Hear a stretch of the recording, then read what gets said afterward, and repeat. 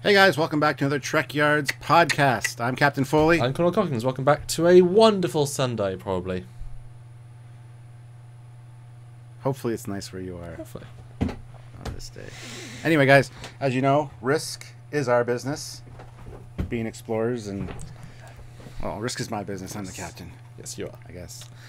So this is kind of a risky topic because we're talking about the Kelvin verse or the JJ verse or Yes. the new Trek. Yes. But what are your thoughts? What are our thoughts on would the Kelvin verse make a good transition to TV, make a great television show? Is it something that we would watch, something we would enjoy? Let's talk about it and let's figure that out. What do you think, Commander? Well, okay, we've done this before in Q&As. At the same time, give the answer. So, should there be a JJ verse or Kelvin Timeline TV show in 3, 2, 1? Yes. Yes. Out of sync there. That's because of Skype. Yes. So double yes. Why yes, Stuart? Simple answer, and then we'll talk about it in more depth. Okay, people are gonna roast me for this probably, but aren't you the one that made the famous JJ sucks and here's why? I mean, isn't that your video?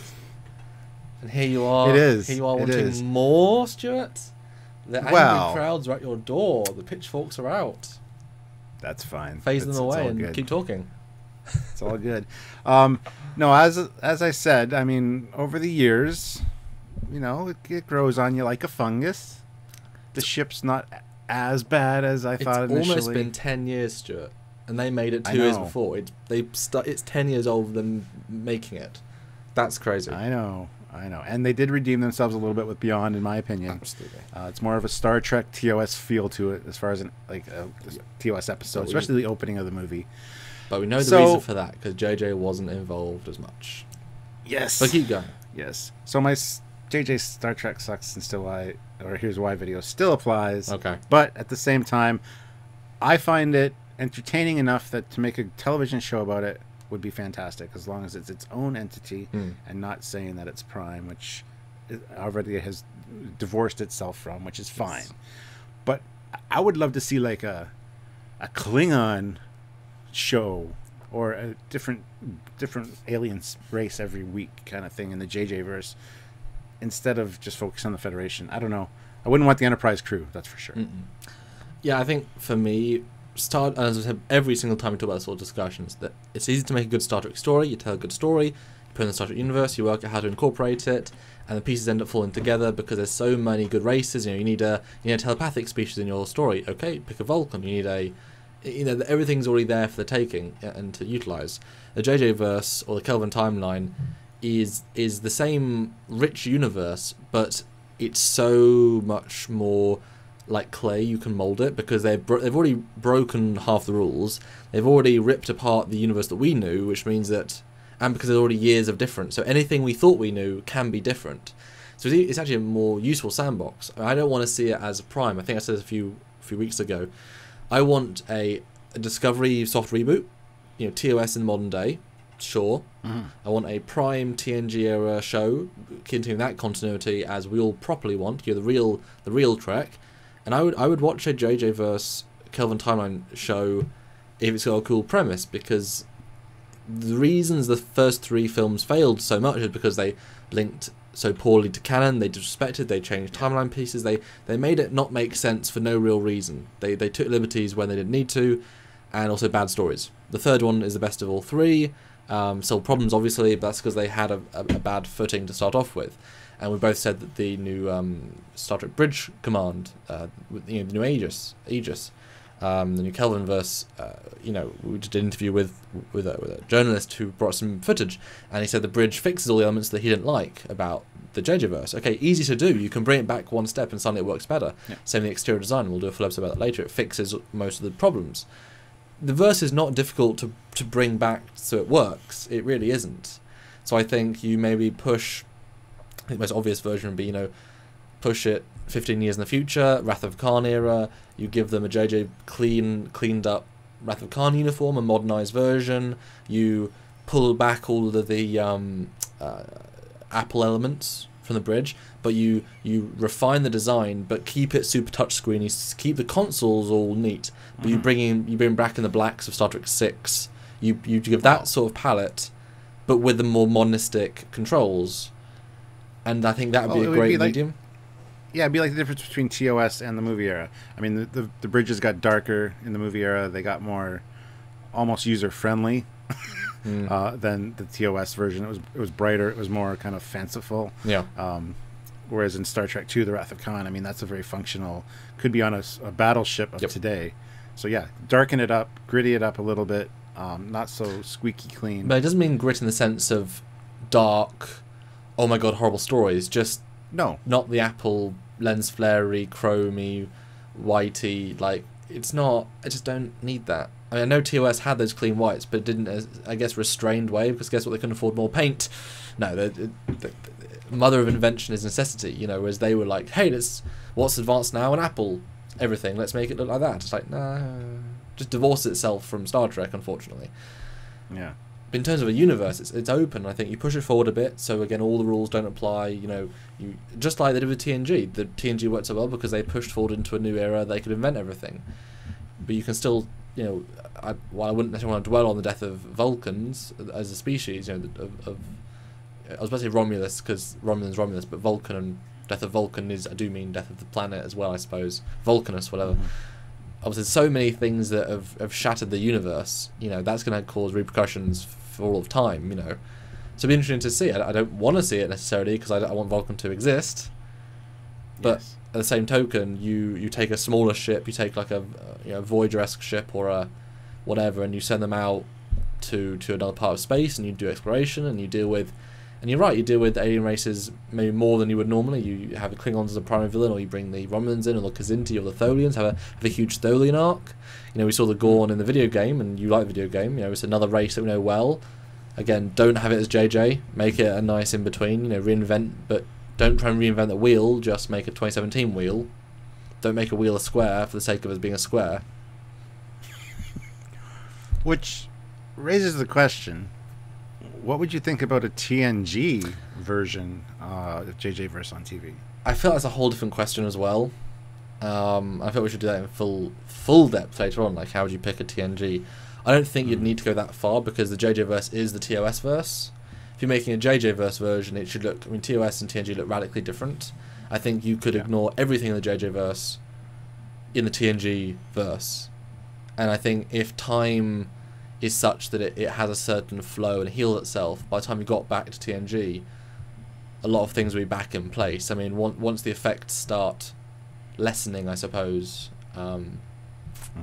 you know, it's tricky, but I mean, I think that's a whole different question to really flesh into that. But I'd still be interested in seeing a TOS-ish era show, you know, seeing what I guess is modern day artists' version of Star Trek. You know, we have the 60s, we have the 80s, we have the 90s, we have the 2000s, we have the 2010s, all different iteration.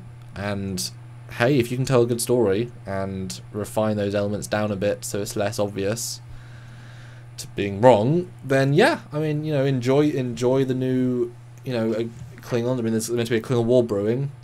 We haven't seen a Klingon war yet. Let's see a Klingon war. That'd be fun. That'd be interesting. You know. It'd be cool to see. Yeah, let's say the Organians never got involved with the Federation and Klingons. Yep. And there was actually a full-blown war between them. That'd be very interesting to see. Well, it's almost as it's the what if universe. You know. Yeah, exactly. What if the piece that what if the Federation being made warlike, more warlike because of the Narada, because of the whole, you know, the point of the Federation is to be peaceful and explorative, with war being last option. So in the Prime real timeline, we strive for that peace. Even if it's a Cold War, it's still a cold peace as well. You know, it's keeping that sense of equilibrium, and we try and keep away from war. But in this other timeline, they clearly don't give a shit in the same way. You know, they were going to bomb Kronos from across the system. I mean, clearly, I know it's just one guy, but he had to get there for a reason. You know, so clearly it's a much more aggressive Federation. But hey, a what if story. I would be interested to see that. What if we see the development, the beginning of the Terran Empire in the JJ verse? I think that'd be interesting to see that develop into the Mirror Universe version. If they do a Star Trek 4, I'd be very interested in seeing a Mirror Universe, B, a time travel story of some sort. So those are elements that I think would be enjoyable. And to do a whole series based on the Kelvin verse, but now we're really skewing off into different parallel universe and making it the mirror universe version, I think would be amazingly cool. A little bit harsh for TV, I think, probably some of the storytelling elements there, but look at BSG. It starts with an apocalypse. Yeah. I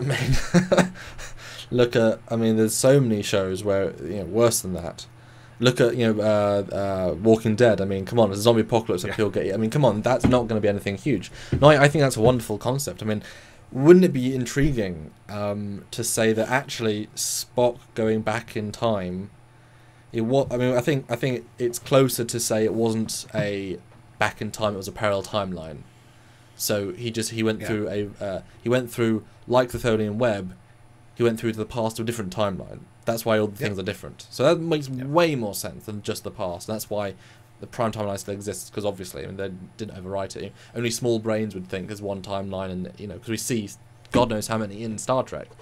But how amazing would it be? The Terran Empire has to start somewhere.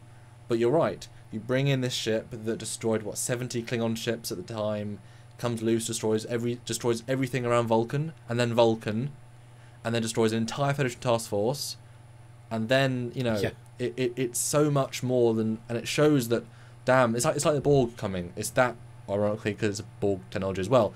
There's this technology we have to develop. We look at the Borg, even with the Federation mindset. They built their first warship, the Defiant. They built, the Akira, the Sovereign, things that are so much more aggressive than the TOS Connie. Oh, that's still a sort of a semi-warship as well, but you know what I mean. So to have the JJ verse start off with that note a lot earlier, and you're right, progress. People have been brought up with this fear of another race coming in doing this. Maybe the All in Armada wasn't just, well, I guess it went through a black hole thing, it was destroyed, but the technology, people get more aggressive. The idea, it's not a Terran Empire in the same way that everyone's inbuilt with, homicidal tendencies, but the same, we need to protect Earth, at all costs. At all costs. We need to protect the human race, to the point where they're starting these wars, they're trying to annihilate at least the aggressive parts of other species, and then why wouldn't you let them join your empire as second-class citizens? If you've destroyed all the Klingon forces, hey, if they want to come and serve us, absolutely, we'll secure them, and the empire grows and grows, and we saw that in Enterprise. Wouldn't that be a wonderful thing to say? Actually, this alternate timeline, it really is the beginnings of the alternate mirror timeline. That would screw with people's heads, but I think creatively speaking, it would take away all of these. It's so different because it's a destined. Like it's this other. It's like an alternate timeline with a potential to become a mirror universe, and it will. That could be really fascinating. Yeah, you thought about it more than I did. I just threw the idea out there, and you're a little more creative in that aspect, I find. Yeah, but you have those sparks of an idea. I'm just like, oh, I'm gonna jump on that and just. Oh yeah, you like grab my little thread and you like weave a sweater out of it, and I'm sitting here going, wow, that's amazing. But yeah, I think it's something that because they're popcorn action movies. Yes. They're not really Star Trek at the heart of them. I don't feel, and I think as far as an action series goes, I mean, if you could translate what JJ did to TV and actually have the TV telling process and be able to tell a story every week, I think you might actually learn to.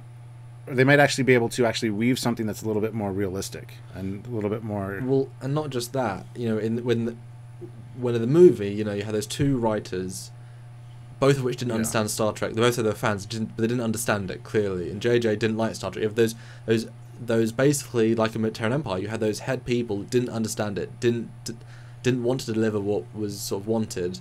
Whereas a TV show, scripts have to be reviewed. There's so many more people in the process that will be able to tell them, let's not do that. That's a wrong idea. Don't do that to the Trek universe. There's more checks and balances. Yes, it's more by committee, but it'll help. Like the video game, they've smoothed out the rough edges because people had more time to think. They actually had the process to develop what was wrong and bring it back. Even Justin Lin, as soon as he had the chance to run with it, he fixed some problems with the Enterprise, with the nacelles, and then the new Enterprise, again, they fixed even more things. I mean, given the creative people who understand it, actually enjoy the Trek in a better way, they're fixing the problems. So give us a season where there's real, even time to mull it over. Give them a year to write the 12 scripts. Give them a year to develop it, to really think it through. Talk to Doug, talk to Mike. I mean, it's its own universe, so don't bring them in as showrunners or anything because they don't understand this new verse. But let them bring some Star Trek into it. Wow, that's depressing, isn't it? I have to say it like that, but yeah, but it's true. You said what a lot of people have been thinking for all these years. So, yeah, I don't know. See, now that we've talked about it, I'm not sure I would want to see it on TV, to be honest, because it's like you said, it's got such a shoddy foundation, a rough starting point, that to fix all the problems with it, it's doable, but it's the faulty science. That's what my JJ Star Trek Sucks in Here's Why video is all about. The faulty science, the faulty, not thought out, things that in real Star Trek. Oh, I said it again. I should stop doing that. In the prime Star Trek, they got 50 years of legacy. They 50 years on 10. So, I mean, Come on. Real Star Trek versus the reboot. Clearly real versus reboot.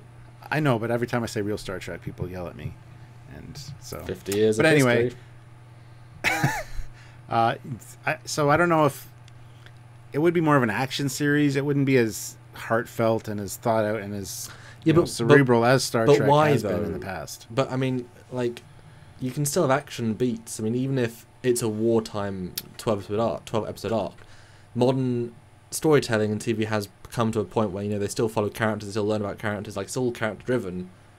So it can still be action, but even if every episode is a space battle, it's the people in the ship that you're following. So I don't think like Game of Thrones is an action fantasy, but every character is super well done, and well, not every character, but it's a very much character piece. But it's an action show, but every episode hasn't got people stabbing people.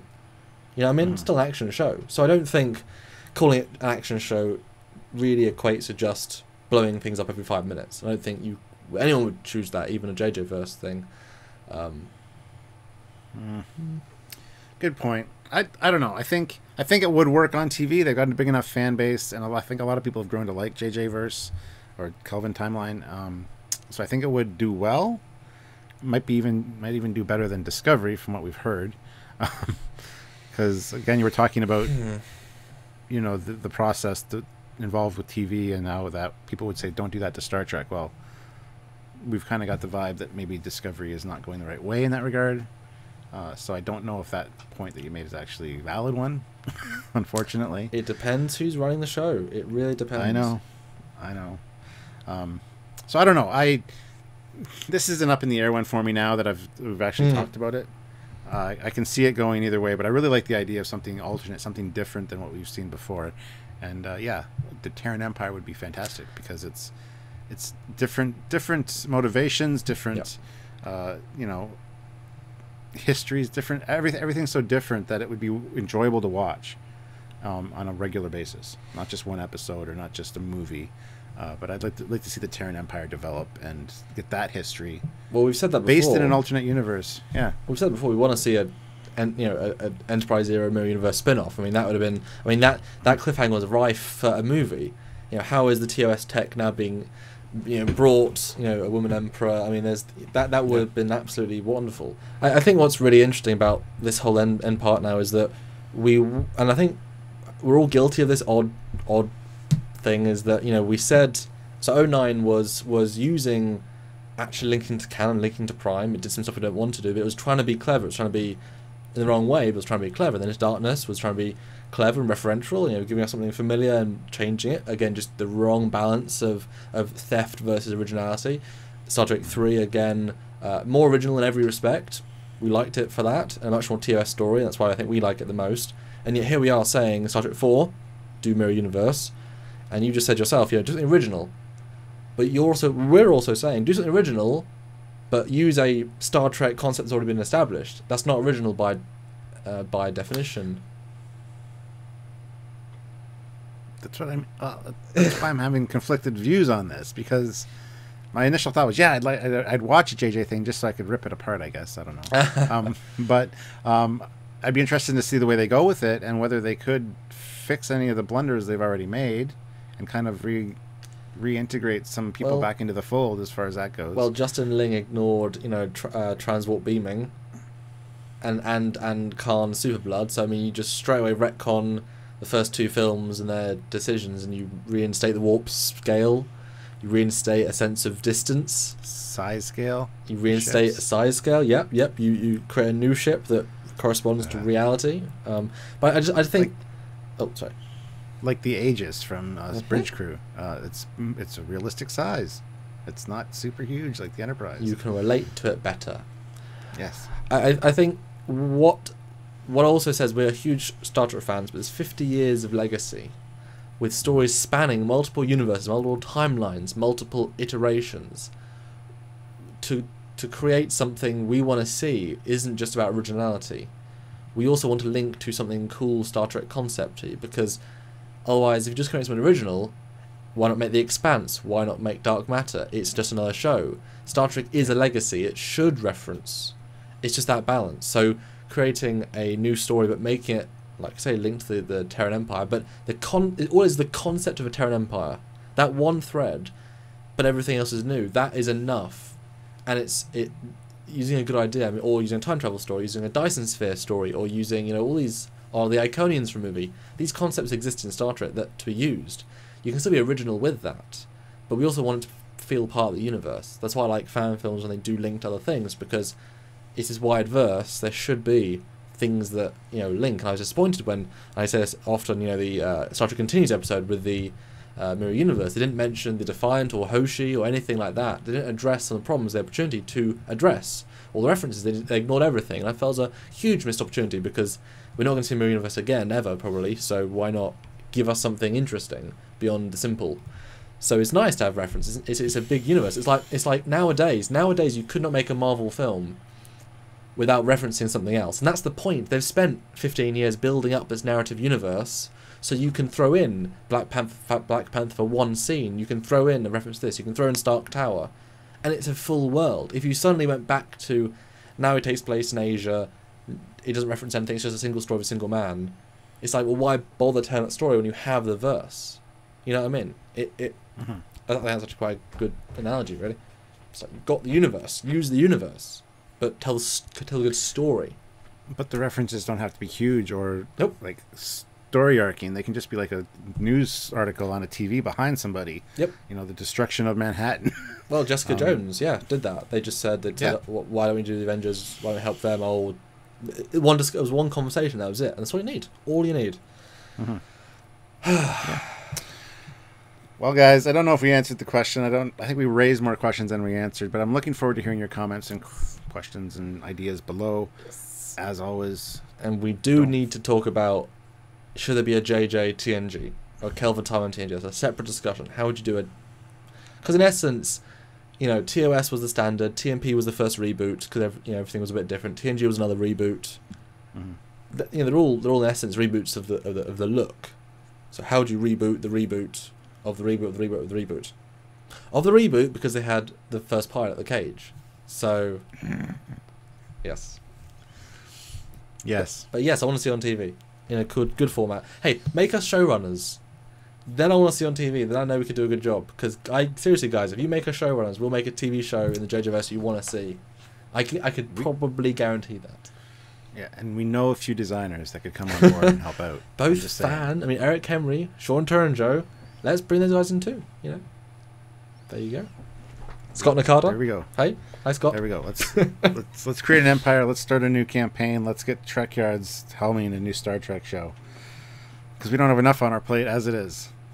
Well, that would probably pay better. Speaking of which, yes. If you guys want to help us out, head on over to Patreon. You can help us on a monthly basis, like $5 a month, $1 a month, $2 a month, $20 a month, whatever. It all helps out, and $1 a month, nobody's going to notice, right? So, also, if you want to just do one-time donation, you can head on over to trekyards.com and click the donate button and send us $20, $50, $100, whatever you can afford. Yeah, we're always trying to do more things, get new guests, go to more events, but we need that funding to do it. We've all got real lives. As someone said to us literally today, you've got to pay for your rent, your food, your bill, everything. So if you guys can help us fund this show, you'll get more and more Trekyards, and we are so proud to be the only video content of Star Trek every single week. We have been for 2.5 years now. New original renders of the most famous and non-famous ships. We offer it all on a silver platter, guys, for free. But if you want to support us doing more, please give. And if you can't give financially, then just share our videos to places and people you think will enjoy it. Subscribe to the channel. We love subscribers to get to see what we're doing all the time. Click that bell notification because you actually do see what we do when you do that. And just tell your friends. I mean, share the good Trekyards news. There you go. And that wraps it up, guys. Thanks for tuning in yet again. And until next time, I'm Captain Foley. I'm Commander Coggins. See you guys on a new show in the future. Bye, guys. Maybe.